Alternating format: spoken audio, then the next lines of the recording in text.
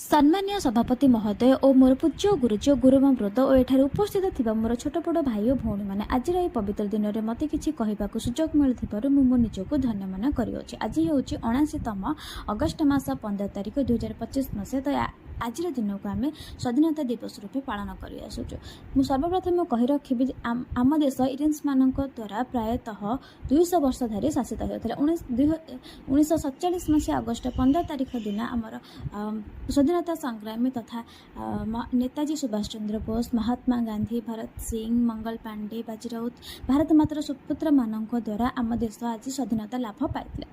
तेणु आम मिलमिशि आज शपथ नेबा कि आम देशपाई आम हसी हसी जीवन देवा। तो ये कहीकि मो निजर वक्तव्य आज शेष करुँची। जदि मो वीडियो भल लगे लाइक से सब्सक्राइब निश्चित करूँ। आउ श्रद्धार सहित सम्मान सहित कहबी जय हिंद।